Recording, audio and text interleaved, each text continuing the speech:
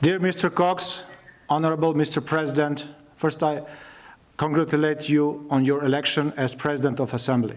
Dear colleagues, it is an honor for me to address the Parliamentary Assembly, and I wish to express my gratitude to reporters Ms. Aberg and Mr. Kilin-Yunman for their work on the report about democracy in Armenia.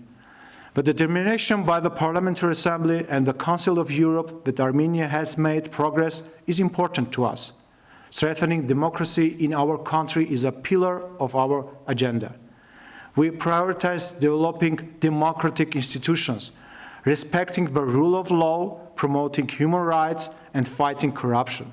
Armenians know the value of democracy.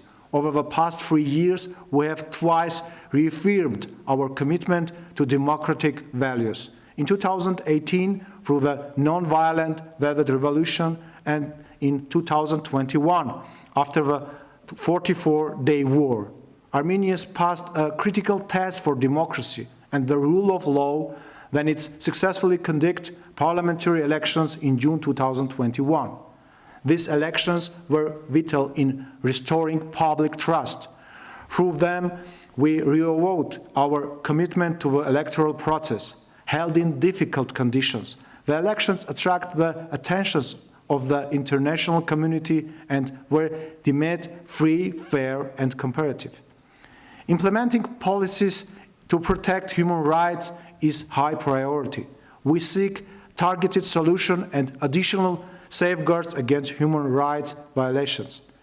We continue to implement reforms to fortify the electoral process, to meet the European standards legislation ensuring the free exercise of electoral rights will be enacted. We have launched a new round of discussion in the framework of the newly established Constitutional Reforms Council. Fighting corruption is another important priority of our government. We seek to create an anti-corruption policy that reflects this. To this end, the role of the Commission for the Prevention of Corruption mentioned in the report is significant. I stress that CPS participates in crafting the government's anti-corruption strategy and has the leverage to ensure transparency and accountability. This is a powerful platform that decisive steps. The National Assembly of the Republic of Armenia will continue to support the Commission in fulfilling its functions. We're also focused in improving the judiciary.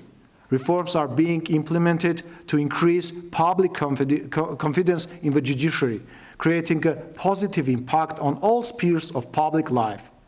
Colleagues, today we face serious challenges in our effort to strengthen democracy. The last 2 years were hard for Armenia. We faced both the global pandemic and the grave consequences of the 44-day war against Nagorno-Karabakh. The effects of the war were profound. Sometimes it seemed that post-war unrest would threaten the viability of the state. Today, the biggest challenge for us remains security. The Armenian people and our democratic achievements have been under constant threat since September 2020. We strongly believe that only peace can guarantee long-lasting security and stability, and that is why our government's greatest duty to its citizens is start an era of peace for Armenia and the region. Of course, accomplishing this objective depends not only on us, but also on other countries in the region and the support of European institutions, principally of OSCE and the Council of Europe. Armenia assumes its share of responsibility for building the foundations of peace in the region.